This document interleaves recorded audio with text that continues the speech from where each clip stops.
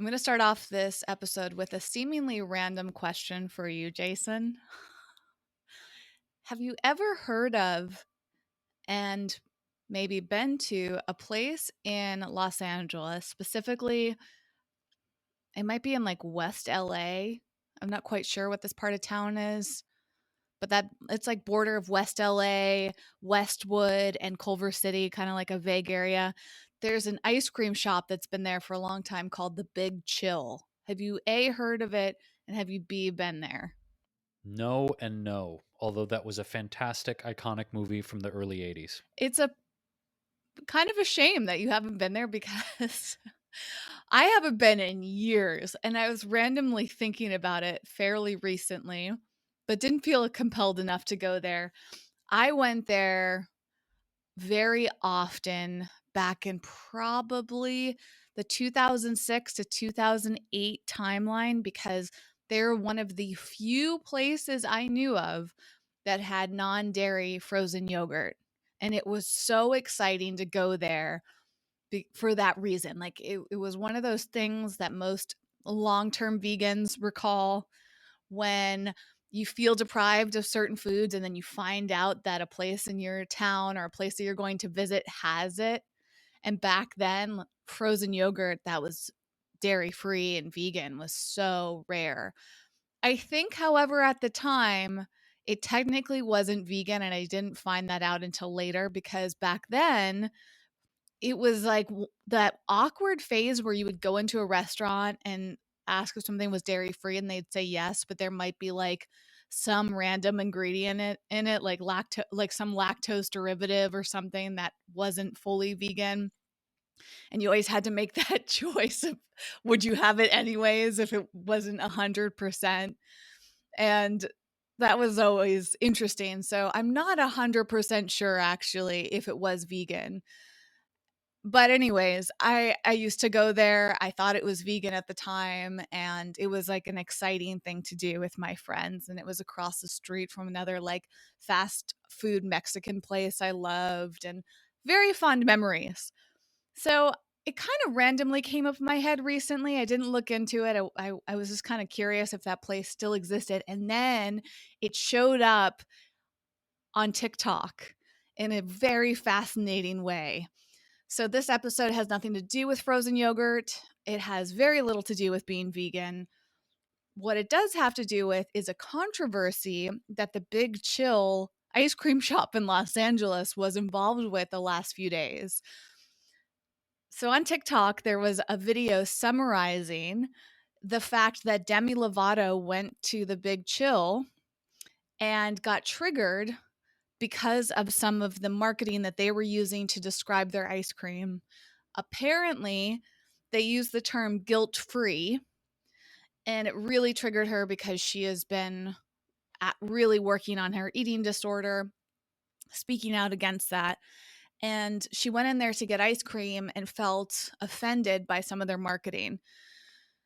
And I tried to pull up some of the posts that she put. Oh, yeah. So, okay. So on her Instagram stories, about a day or two ago, at the time of this recording, which is in mid April 2021, she posted on Instagram that she's finding it extremely hard to order froyo from the Big Chill when you have to walk past tons of sugar-free cookies and other diet foods before you can get to the counter. Do better. And then she used the hashtag diet culture vultures. And the Big Chill wrote back to her, "We are not diet vultures. We cater to all our customers' needs for the past 36 years. We are sorry you found this offensive." And then she replied and publicly posted this, calling out their terrible customer service and how the entire experience was triggering and awful. She said, "You can carry things for other people while also caring for another percentage of your customers who struggle daily just to even step foot in your store. You can find a way to provide an inviting environment for all people with different needs, including eating disorders, one of the deadliest mental illnesses, only second to opioid overdoses. Don't make excuses, just do better." And then she followed up by saying, Maybe it would help if you made it more clear that the sugar free options and vegan options are for that, labeling the snacks for celiac or people with diabetes or vegans. When it's not super clear, the messaging gets confusing. And being in LA, it's really hard to distinguish diet culture versus health needs. I think clear messaging would be more beneficial for everyone. You aren't wrong for catering to many different needs, but it's about not excluding one demographic to cater to others. So before I continue, Jason, I'm curious, like, how does this resonate with you? What are your thoughts that are coming up for you? I suppose it's a mixture of thoughts. It's a mixture of thoughts because on one hand, I feel like the desire and the push for inclusivity and inclusiveness in general is a very important, timely, I don't know if noble is the right word. It's a compassionate, sensitive thing to do when we're focused on inclusivity. Absolutely. Whether that is something like an establishment, say, having a wheelchair accessible ramp up to the front of their door. Great example of inclusivity, right? Or um, in this case, though, this is an interesting, very, very nuanced discussion because I think the one comment from Demi's reply that stood out at me is the often confusing intersection or separation between diet culture and health needs. I thought that was very wise and very succinct. And I agree with her. I think a lot of times, for example, going out to eat and this has happened an innumerable number of times where I would request, say, a gluten-free item, gluten-free pizza. Let's use that as an example. And the server or the person supporting me at the establishment would say, "Are you celiac? Do you have an actual allergy, or is it a preference for some other reason?" And I would say, "I'm not celiac. I have a sensitivity. I don't feel great when I eat it, but it's not something where I'm going to endanger my health by having it." So that's an important thing, though, because some people will order gluten free because it's like the trendy thing to do. It's not necessarily because there's a life threatening emergency if they eat gluten. So, first of all, I just want to commend her on having that separation between health trends or diet culture and actual needs for your physiology. The thing that I think I would prefer is that when someone brings up the idea of inclusiveness and mindfulness around marketing, or vulturedom, as she labeled this, is getting more specific with your suggestions. So in her reply, for me, I didn't glean enough specificity in what she's asking for. Is she asking for, um, rather than using marketing phrases like, this is guilt free, indulge all you want, no shame in the game? I mean, there's a million versions of this. Is she just saying to strip away all of that marketing language completely and just use phrases like suitable for celiacs, made in a certified gluten-free kitchen, 100% vegan? Is she suggesting that we strip away guilt and shame and sort of these marketing tactics and just be more clear with the labeling? Am I understanding that correctly? We don't Your know. We can't your talk to guess, Demi. your guess is as good as mine. Okay, because that's my concern is when, especially now in the time of cancel culture or accountability, we talked about that in a previous episode. The difference between cancel culture and accountability is that when a person takes you to task publicly about your marketing, your behavior, your products, whatever it is, I think it's important to offer very clear, concrete suggestions and not be aqueous and amorphous when we call people out. Because if it's just like, you need to do better, you're a vulture, you guys need to step it up, it's like, okay, well, how? Could you be clear about what you're suggesting? And so, my concern in cancel culture slash this higher level of accountability and requests for inclusivity is, I'm all for holding people accountable and making suggestions, but please be clear about exactly what you're suggesting, because it's very easy to misinterpret things. And to her point, I think she does have a point in the sense that leveraging guilt or lack thereof around the purchase cycle of a product, eh, that's a slippery slope because guilt and shame, or again, the tactic of if you eat this or consume this or buy this, you won't feel any guilt or shame. It's a slippery slope when people have mental health issues. Very slippery slope. So I agree with her on that aspect.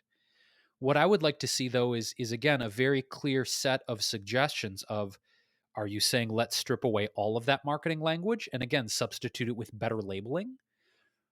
I'm just, if I ever have the privilege of having a conversation with her, I would want to dig in and be like, what exactly do you mean by this? But to her point, Whitney, before I pass the baton back, I think it is, when we talk about conscious languaging and how we're using language, it's interesting she brings this up because I'm sure if I were to walk into that same ice cream shop, I would have probably not even paid attention to that kind of marketing language. It would have just gone right over my head. Why? Because it's been used for decades. Oh, guilt free, shame free, eat all you want. Like I was saying, that kind of marketing language has been around in the food industry for decades. So it seems innocuous. So kudos to Demi for bringing this up, first of all. But secondly, I think whenever we're holding each other accountable, it's really important to be clear about what the suggestion is. And to me, this feels a little murky. Yeah, it feels like she got triggered and angry and she's standing up for herself and trying to make a point. And I think it's similar to even something that we mentioned on a recent episode when I was talking about the woman on TikTok who got in trouble for posing in her bikini. It's like I can understand that's very triggering. She felt like she was being targeted. She probably has been dealing with discrimination her whole life and doesn't want to be shamed. And I think a lot of times when something happens that triggers us, like our first reaction is to get revenge in some way or to try to like get control. And a lot of people use social media that way, which I think is amazing in that it's powerful, but if we're not careful, it actually can do another form of harm. It's not actually helping us quite as much as we think. And for someone like Demi Lovato, nothing she posts is taken lightly. People are going to screenshot it. People are going to respond to it. You can't just be like, "Oh, I messed up. Let me just apologize quietly and it'll go away." Like for us, you and me, Jason, like I mean, even us, like we have enough of a social media following that like we have no idea who's watching what we do and the consequences of our actions. And if we have a bit of a knee jerk reaction, which is what this looked like to me, like she just got very triggered and it is fully within her right to be triggered. I can understand to an extent having a history of disordered eating myself, but not nearly as severe as she seems to have experienced it. And she's also relatively raw. And I'm sure so many things that she experiences being such a large public figure or well known public figure, I should say, she probably gets triggered all the time and is just like, can't tolerate it. It's like most of us can relate where there's only so long that we can hold ourselves together. And it's like that straw that breaks the camel's back and we just like erupt. And I imagine that was part of this, but I also imagine that this was her really standing up because maybe she felt like it's her responsibility to be a voice for other people who are affected by this. Maybe it's a wake-up call. To your point, Jason, I'm with you. Like I rarely notice words like guilt-free or at least not on a fully conscious level. Maybe they impact me and I'm just used to them impacting me, you know? I've actually become more and more sensitive to it. Like right now, I'm very sensitive to certain words. I'm sensitive to ageism. I'm sensitive to pressure to lose weight. Like it's interesting though, because like food marketing rarely triggers me, but the way other people talk about bodies triggers me. So that's where when I'll hear certain things like you should do this or that, that bothers me. Or people promoting certain ways of weight loss will bother me. And I also know that I'm sure I say things that trigger other people. And I've often thought about how people are impacted by my book about the ketogenic diet, which is like even the word diet can be so triggering, but the word keto can really trigger people. Even if you're not talking about it in the context of weight loss, it is so associated with weight loss that I imagine some people have seen the title of my book and felt very triggered and angry about it. And likewise, someone can walk into a restaurant and be intent, like assuming that they're going to have a really non-triggering experience, and then suddenly they see this marketing. And I think her big point there, beyond her personal reaction, is like, wow, this has to stop.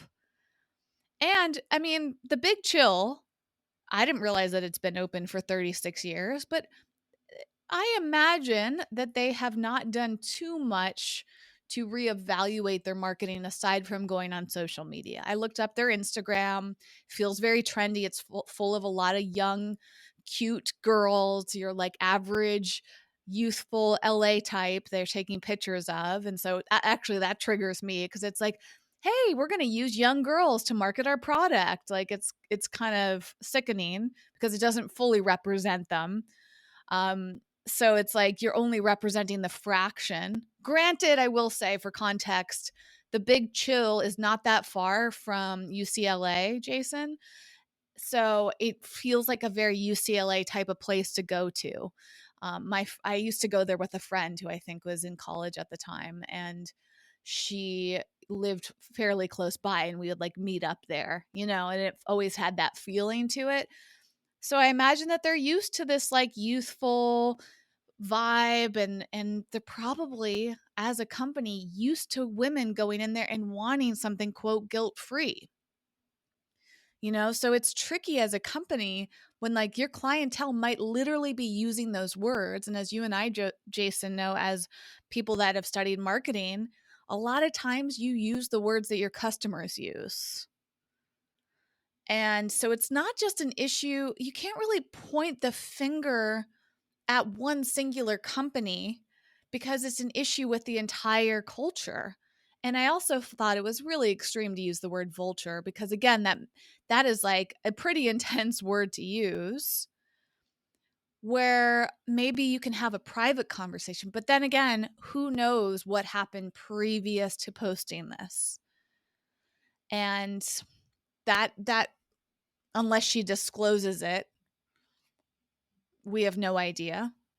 And I've certainly posted things online, like on Yelp, for example. I think I've talked about this, Jason. Like sometimes I'll post just very honest reviews of places. And I think like, should I contact the company privately first? Or should I just post this publicly? And sometimes it feels too exhausting to try to reach the manager or reach the owner of the company. Like it is kind of easy to just post about a bad experience in social media. But like I was saying before, it's also kind of like on the petty side because it's like, hey, I'm too lazy to approach this and try to solve it privately. So I'm just going to post it publicly because I think that actually is going to make more of a change. But observing what happened here, I actually don't know if that's making a change. I don't know if the Big Chill reads that message from Demi and says, oh my God, you're right. We should change. I think as soon as they saw the word vulture, they were like, hell no, I got to defend myself.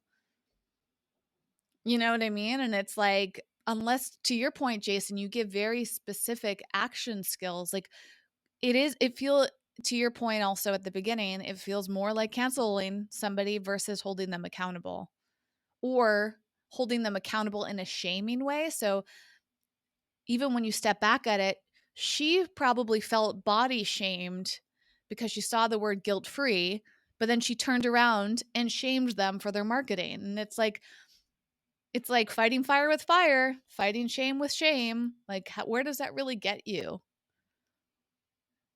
And I don't know if there's a right or wrong here, Jason. It's like, I just feel personally that doesn't really get you that far. So maybe just like that other woman I was talking about at the hotel in Vegas, Maybe the people are just at a point where they don't feel like their voices are heard unless they talk about it really loudly and publicly, and maybe people are just really trying to combat shame with shame, thinking that they don't have another option. And I think one of the big points here too is inclusivity and kindness and compassion for all, which is a wonderful thing to strive for. But culturally, we have a long way to go. It's not that easy, especially in a world where there's so many people feeling excluded and there's so many people feeling triggered and targeted and hurt. We've got a lot of cleanup to do, and we can only move so fast. It's not an excuse. It's just kind of like the reality of where we're at. Like, I was thinking earlier today, Jason, I saw another thing on TikTok. This is so unrelated, but part of my point, I saw this post of someone like trying to make light as a coping mechanism of the fact that we're finally making progress with COVID, and people are like, okay, great, I'm going to get the vaccine, and we're making all of these strides so that we can go back to normalcy. But wait a second, I don't feel comfortable going outside even without COVID because mass shootings are happening almost every day. And I was like, wow. And it literally caused me to think, Jason, like, you know what? That's true. I don't know if I feel fully safe leaving the house because we've got another huge issue happening right now with insane violence. So we've got things threatening our physical health, things threatening our mental health, things threatening our emotional health. There's so much emotional weight that I can completely understand why mental health in general is such a huge issue, because it feels like you can't go anywhere without feeling triggered or scared or affected in some way. And everybody is experiencing that to one degree or another.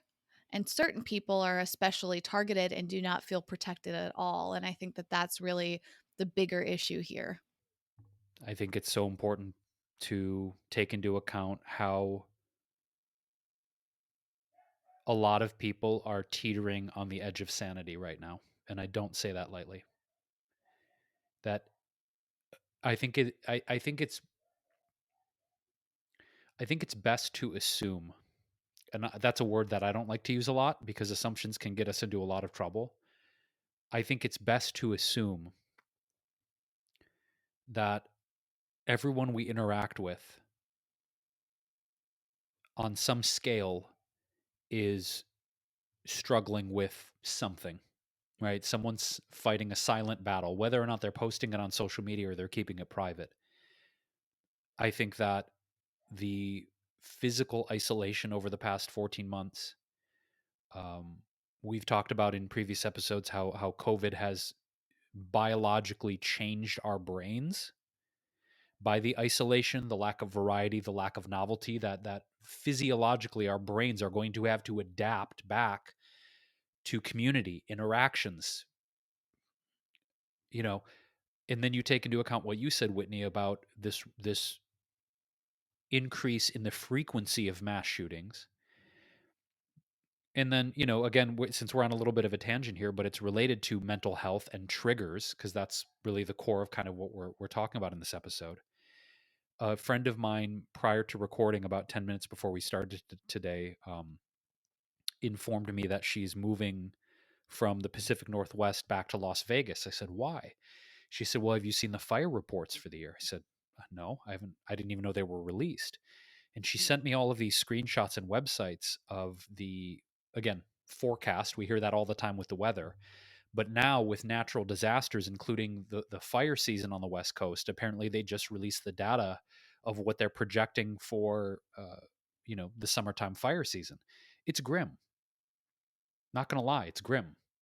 California, parts of Mexico, Oregon now, Washington State.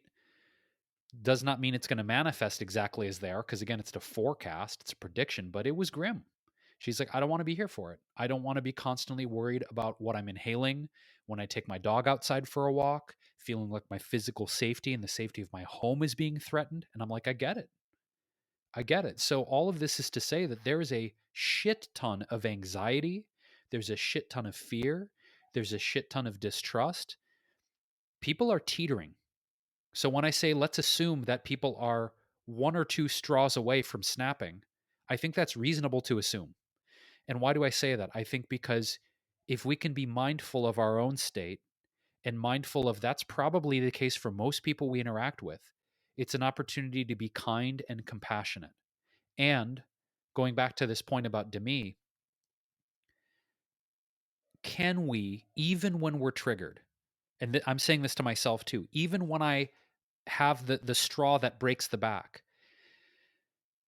be mindful of how I'm communicating and what my aim in communicating is. And I say this because there was a really recent incident too that happened since we're talking about businesses. And also tying back to Portland, there's a pizza place in Portland called Boxcar Pizza, and they do vegan Detroit style deep dish. Like, are you kidding? Like that phrase alone, vegan Detroit style deep dish. I'm going to fly up there just to have this pizza. I've heard it's incredible. Have not tried it yet because it opened, I guess, right around the time of the pandemic starting. But I hear this pizza place is incredible. Okay. So shout out to Boxcar.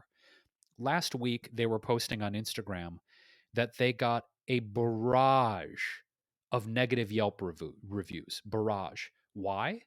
Because there was a customer that walked in who didn't want to wear their mask. And Boxcar apparently said, "Hey, if you want to, be in here and be served, we have a mask policy. It's Oregon still has a mask policy. They're not in the same tier as like a Texas or a Florida where the governor said, "No masks, you can do what you want." So Oregon has a mask policy, and this customer refused to wear one. So they apparently were refused service. So rather than, I suppose, I don't know, ordering takeout, okay, as an option, or ordering it on Yelp and having it delivered outside. I just want to say this. I don't know this person's mental state, but there was an option where they didn't have to set foot in the restaurant. They could have it brought outside, they could have it delivered to their home. Their choice to have this, I guess, resolved was to have a legion of people detonate on this restaurant on Yelp, detonate them. So Boxcar said, "Hey, for any of our patrons, any of our friends and family, could you please go on Yelp and leave us good reviews and stand up for us on social media?" So I forwarded it to my friends in Oregon and said, "Hey, did you know this was going on? Blah, blah, blah." They were like, "This is appalling. This is fucking crazy." My point in saying this is like, what is the aim here? Is it vengeance? Is it retribution? Is it fuck you? You won't let me do what I want? Or is the aim to have some sort of change in policy if possible? Like, so for this person, again, I don't know them, I don't know their mental state. But if they were offended or felt discriminated against for not wearing a mask, even though it's a policy right now to do so, why firebomb them on Yelp? They're obviously they can't change it because it's a state order. Like what do you want this business to do? So I just think with all of this sort of choices for people online to go at businesses to try and make them change through shaming them, through firebombing them on Yelp, I always go back to like, what is your aim here? Is it retribution and vengeance? Do you actually want them to change a policy? Like, why are you doing this? And so to me, whether it's Demi or whether it's the situation at Boxcar, I always go back to like, what is your strategy here and what's your actual aim? Do you just want to vent? Do you just want to get your anger out and again throw it at someone, or do you actually want to create some sort of substantive change? And if so, is that the best way to do it? That's my question. That's an amazing question and definitely part of this, in my opinion, because I think we have major anger issues in this country, and a lot of them for very good reason. You know, people are very angry. And you could say that taking to social media to vent is certainly a lot better than the people that are violent as a form of venting. Would much prefer that, right? But also to Demi's point, she talks about the mental health issues, but shaming somebody is can cause mental health issues in someone else. I mean, to your point, Jason, the business owner, it's like we all know she knows what it's like to be criticized publicly. Like, it sucks. And like, done it like, yeah, I personally really wish that she hadn't used that term vulture. And I wish that she had communicated differently, because she would be setting a good example for people. And that's part of this too. As much as she is bringing awareness to diet culture and the messaging out there, which I absolutely support, along with awareness, we have to have an action plan. Otherwise, people are just aware but don't know what to do about it, which is also not a big deal because people can figure it out for themselves. But to add in the shaming, like, that triggers me. Like, anything shame related triggers me. So I got just similar to what I was saying about the Las Vegas woman issue that we talked about an episode or two ago. I see both sides and I have compassion for both sides, because, and I'm not like trying to defend the Big Chill. Like, I have positive associations with them from many years ago, but more just like in defense of a small business, like, or even a chain. It's like the amount of criticism that they get, and they just feel like they can't please everyone. And then what do you want them to do? Close? Like, the amount of joy that they bring people. And I think ultimately Demi probably went in there to find joy, and instead she found shame. And I have compassion for that. She probably thought, oh, an ice cream shop. This is a safe place. This is something that's going to make me feel good. And instead she got the opposite. And that sucks for her. And I'm sorry that she went through that. Like, that's, if she had simply just expressed those words to the business, they could relate to her on a compassionate level without triggering them to be defensive. And I also wonder, did she need to call them out by name, or could she have just posted about a picture of her frozen yogurt, maybe showing the label of I mean, I don't, assuming she got something, maybe she didn't, but let's just say she went somewhere else. There's plenty of frozen yogurt places to go to. She got her frozen yogurt, she posted a picture, and she told the story of what happened. To me, that's super powerful because her audience can relate. She's got to prove her point. And then if she'd like, she could privately send that message to the company and say, hey, by the way, this is what happened when I was at your store. And look at all the comments to back up my experience. But I don't think people think that way, Jason. To your point, it's that what I perceive to be, and again, I don't know the full story, so I'm only commenting based on my limited knowledge of the situation. But to me, it does look like someone that got very hurt and needed to vent in an angry way. And as a result, shamed people and triggered their defenses and got all of these news outlets to post about this, Jason, like TMZ, Perez Hilton. They're all publishing this story. So, this ice cream shop is now associated with this situation. And I haven't read up to it. I don't know if they've responded further, but it's like, oh my gosh. First of all, don't we have better things to cover in the news? I'm not trying to trivialize eating disorders, body shame, any of that. That's very important. But that should be the cover story. But it's just like the Kardashian stuff we talked about. It's like, instead of making it about the really important stuff, we make it about the newsworthy drama that these celebrities are going through and pulling these small businesses in. And it's like, oh my gosh. But if it creates a conversation, maybe it's worth it after all. I don't know. I guess we have a lot of work to do to deal with our anger. And people are angry for all sorts of issues, and I suppose that's the big challenge here. A lot of people are angry, and a lot of people don't know what to do with their anger, and what they really want deep down is to not feel angry. They want their voices to be heard, and they want things to change. And I think that's like at the core of all this human behavior.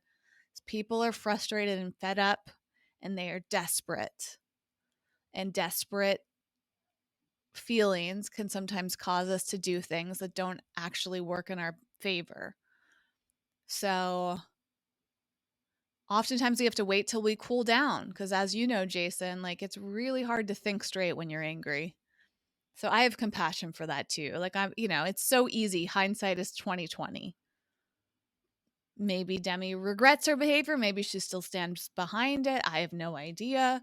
It's not my place to shame. I'm not certainly not trying to shame her or correct her or whatever. Like I'm just examining it and thinking about it in context of my own behavior and my own reactions. And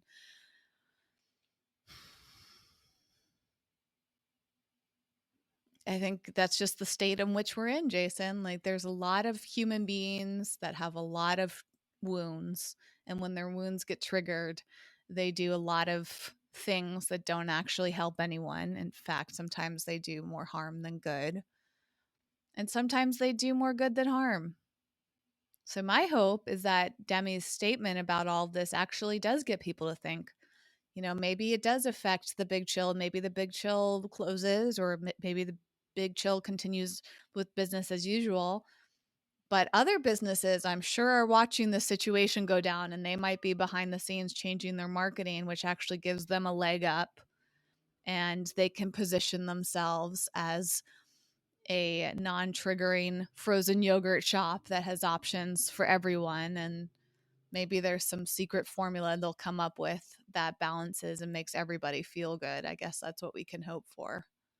And maybe that situation with that woman in Vegas and the pizza shop, like maybe they can reevaluate the way that they handle their customers. I guess it's just tricky, Jason, because anybody that's worked in a customer service position knows how hard it is, even for you and me. Like we have to manage with people's commentary about the podcast. We have to manage with people commenting on our courses. And I mean, customer service is incredibly challenging. And there's a lot of entitlement and there's a lot of cruelty that can happen from customers that lack the awareness of what it's like to work in those positions. And considering that Demi has been an actress probably her entire, or performer of some sort, probably her entire life, as far as I'm aware, maybe she's never worked one of those roles. And maybe she doesn't realize like what it's like to be a small business, getting a celebrity, calling them out like that. Like, I don't know if she thinks that stuff through.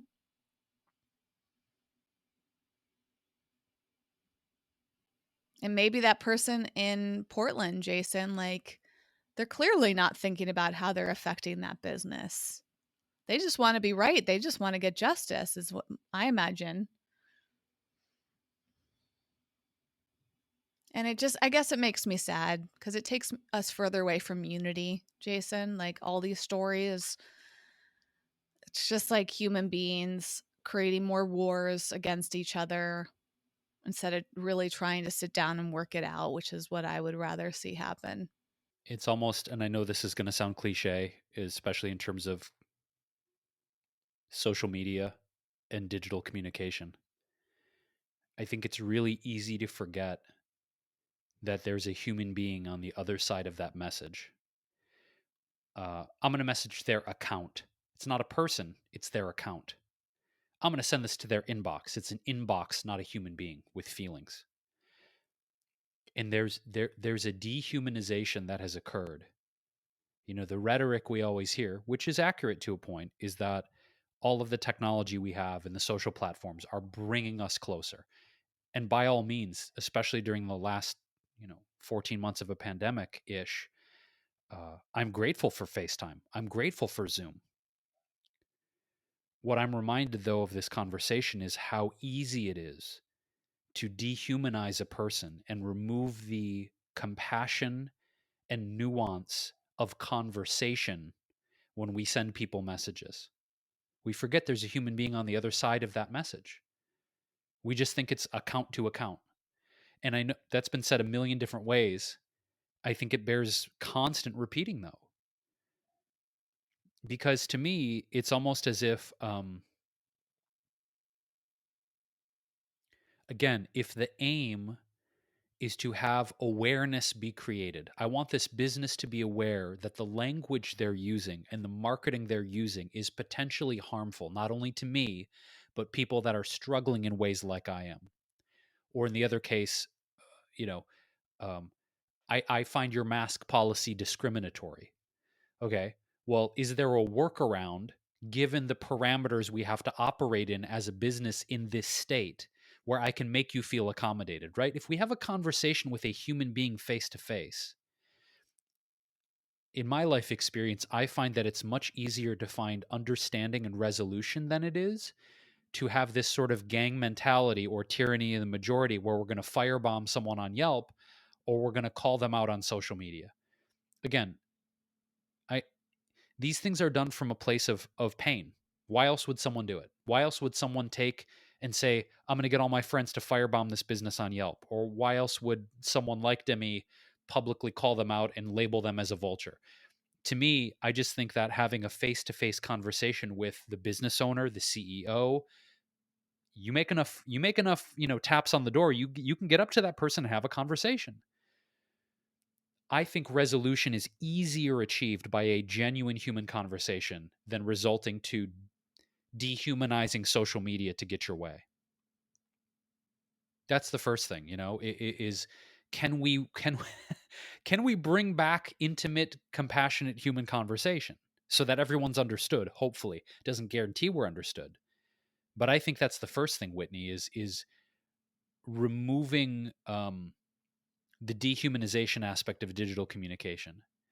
And then I think the second thing that I want to bring up too is it,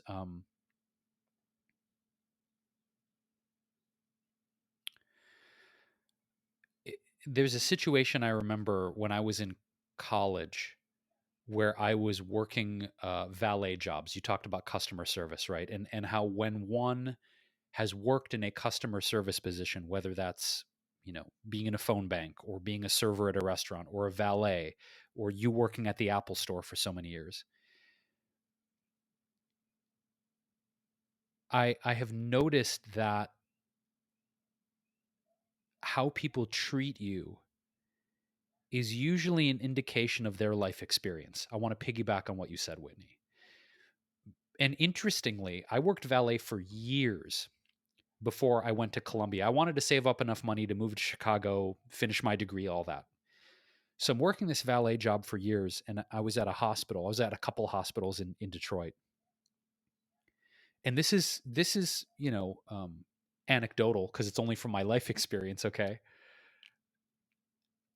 But for years, I started to notice that people who, how do I say this, drove economy cars or cars that appeared that they needed some work, okay,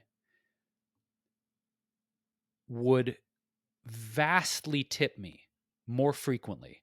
And as you know, I would run my ass off for these cars even in the middle of winter. I always wanted to make people feel taken care of, thank them, open the door for them, run my ass off to get the car so they didn't have to wait. And most of the time, people who came up in Bentleys, Dodge Vipers, Ferraris, etc., rarely tip me. Now, I could form a whole opinion on rich people suck, fuck them, they're not generous, that's how they got their money, by being stingy. Like, and as a young person, yeah, I started to form kind of those opinions. But rather than, throwing people who have wealth under the bus like that, I think it goes back to the fact that in many positions, maybe they haven't been in a valet capacity or a server capacity or scooped ice cream, et cetera, et cetera.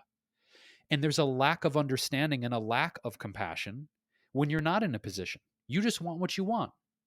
You want to get your car and get the fuck out. You want to get your food and not have a hassle. You want what you want and you want it now. And there are some people in this life, that's how they go through life. They don't give a shit about you. They want what they want. Give them what they want. You're in a subservient role. I just want what I want. But I think the overall message in this episode is, can we communicate with more compassion? Can we be clear about what our aim is? Is our aim to have people change and understand us? Or is our aim just to, throw flames at people because we're pissed off because we didn't get what we wanted? I think I worry about humanity sometimes, Whitney, because how rageful people are and how they don't consider the impact of their actions. But then you also understand why people are so rageful. I don't. Again, we don't claim to have answers on this. Might get uncomfortable. It's more of like an analysis of human psychology, human emotions, and how that's affects us on a societal level. Um, I want to say to the listener and say to all of us, whoever's tuning in, let's try and like calm down and communicate with more compassion because there's a human being on the other side of your anger and your vitriol. Absolutely. And this situation with Demi, I think is a delicate one because it's rooted in her mental health, and I think she has every right to speak out against it and let people know. It's like setting a boundary. And her boundary is clearly that she cannot tolerate reading marketing messages that are geared towards diet culture. But we have to remember that diet culture, just like racism, is a long process of undoing. And I feel very aware of that, given that it'd be very easy for me as a white person to say I'm not racist. But the truth is, I've been living in a racist world. Like, I might not even realize when I'm racist. I probably say things all the time that are technically racist without even recognizing it because that's just the culture that I've been in. And I'm not giving an excuse for myself. I'm just saying, like, it's so challenging to even identify when you're part of something damaging when you've been in it. And so that's why a lot of companies, I don't think that they realize that there's anything wrong with phrases like guilt-free. And we use the word sugar-free.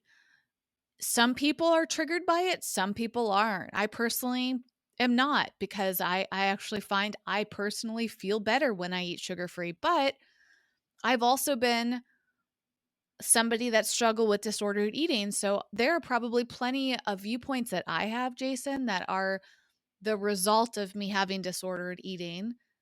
And so it's like I try to tread really lightly and recognize that this is just a work in progress. In fact, it reminds me of a section of Glennon Doyle's book, Untamed, that I was reading around racism. And she articulated this so well. Let me see if I can find it.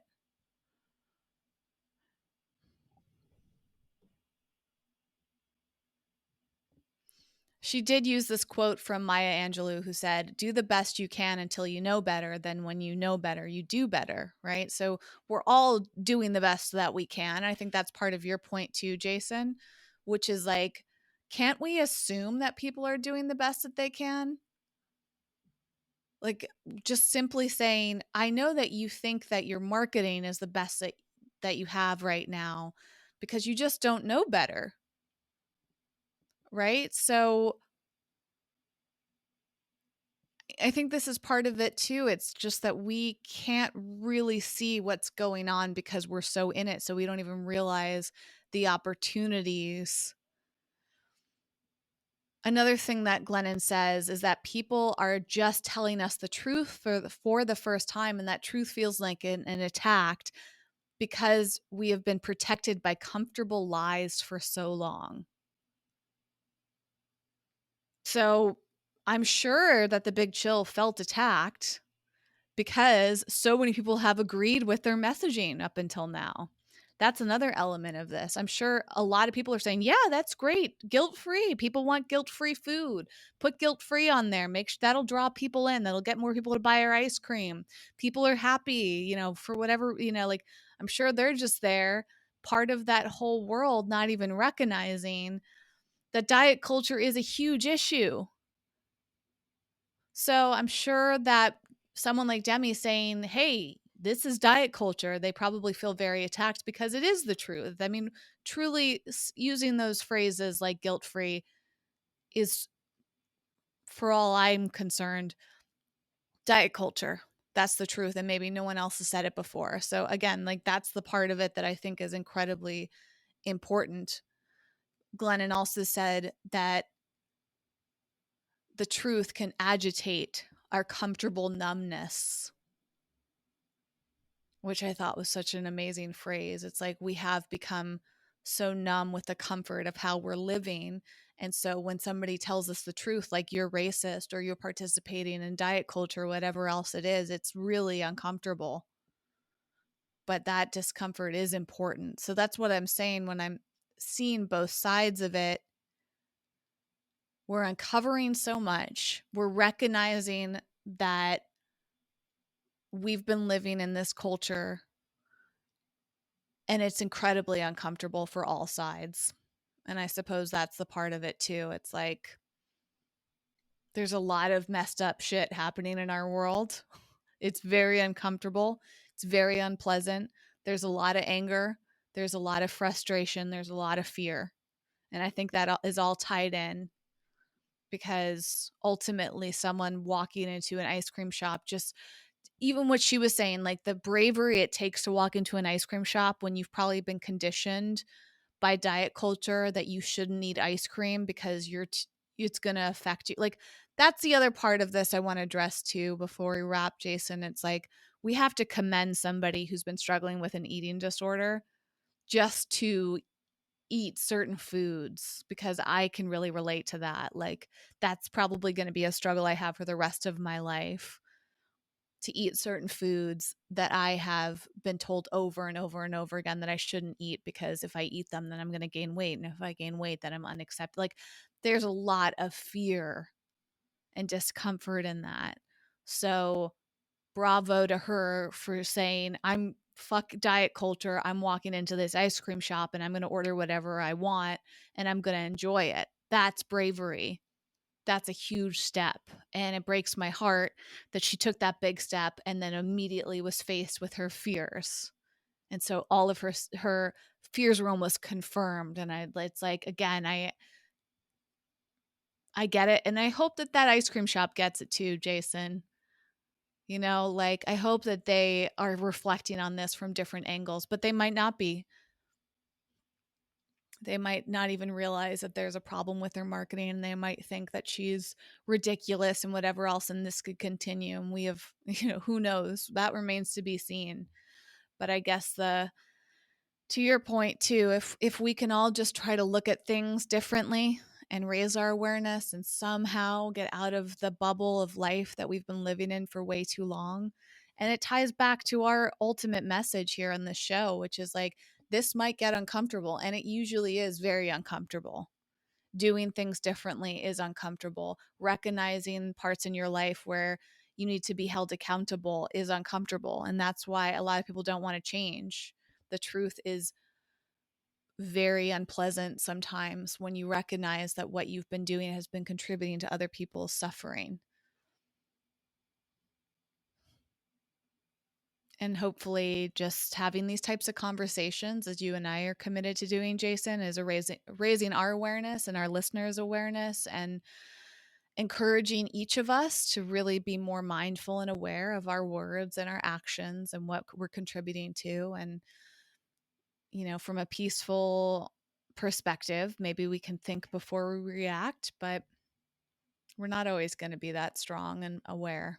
Sometimes we have that's part of being human too. So it's like, I'm not trying to take sides, but I really just see the humanity in what Demi posted and also want to have some compassion for that business and how it affected them and recognize, to your point, Jason, that they're human beings too. And there's probably a lot of people involved in that scenario.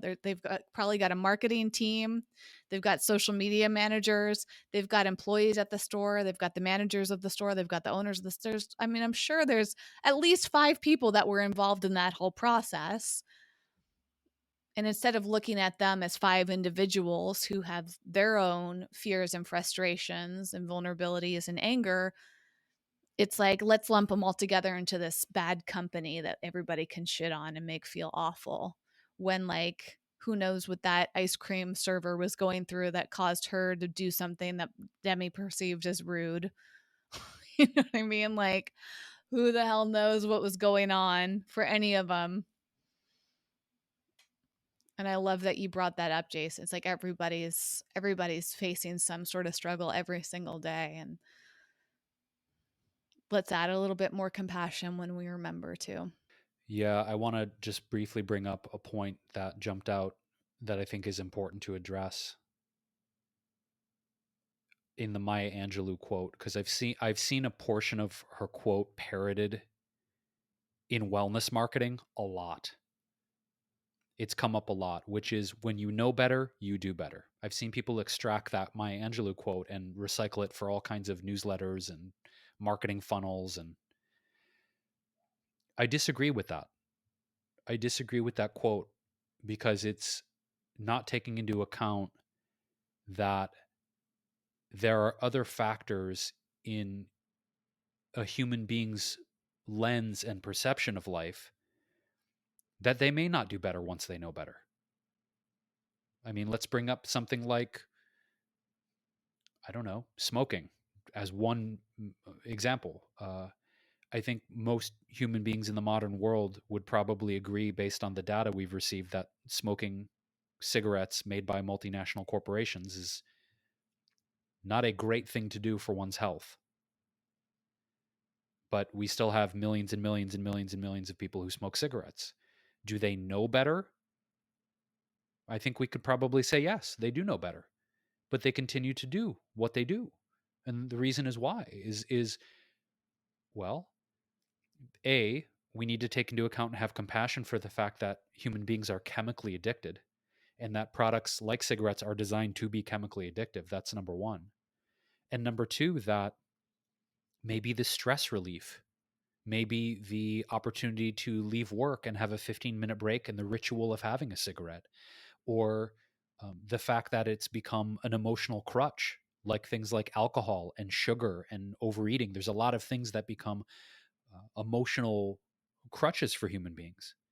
So even though someone, quote, knows better, there's a lot of dimensions to the human psyche, to emotional comfort, to habituation, to how we deal with stress and anxiety and fear that may override, quote, doing better. Just because you know something is not good for you or there's a better way to act does not automatically mean someone's going to do better.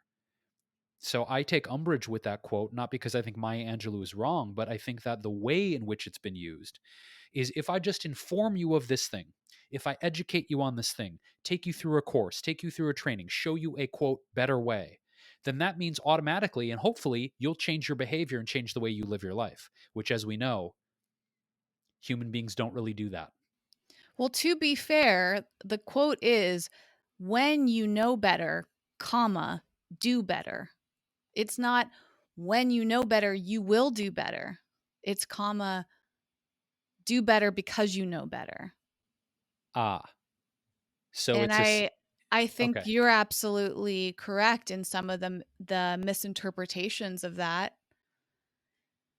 My point in bringing that up is sometimes you literally do not know better, and you can only operate under your current operating system until you get that upgrade, until somebody informs you, until, like, this is the thing. We're all just leveling up all the time. So hopefully, when you have that knowledge, you will actually do something better with that knowledge. But I don't know if she meant like you're automatically going to just because you have that knowledge. It's good. And it also shows you that there can be so many different ways of interpreting the same statement. And I think, at the end of this, what I'm thinking about, Whitney, is that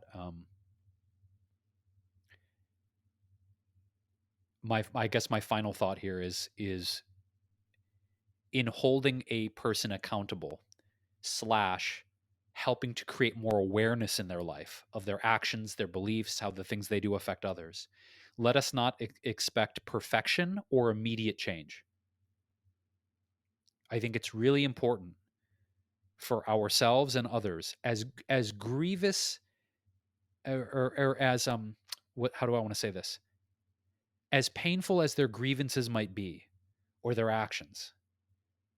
Whatever our strategy or tactics are of creating more awareness, firebombing someone on Yelp, taking to social media, in-person conversation, let us not expect them to be perfect and not expect people not to mess up.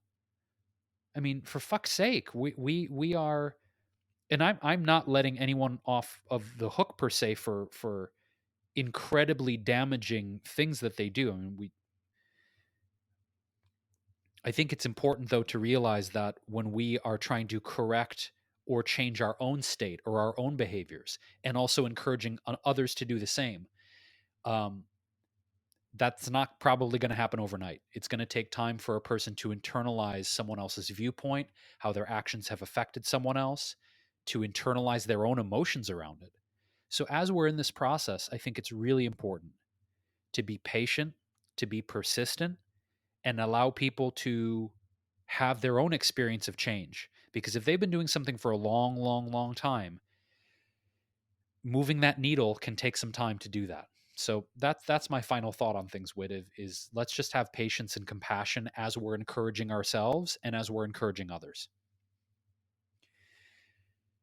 So with that being said, we always encourage you, dear listener or dear watcher on YouTube, to weigh in with your perspectives on all of this, of whether you found it more effective to have one-on-one conversations when you want someone to hear or see your point of view, or if you've taken to social media or digital technology to share your points of view or your pain or your grievances, whatever it is. We're curious to see what you found most effective and what you feel is going to be the best long term for how we interact as humans, especially when we don't see eye to eye on things. So you can always email us. Hello@wellevator.com is the best way to reach Whitney and myself. You can also DM us on Instagram or any of the social media channels, or leave us a comment on YouTube.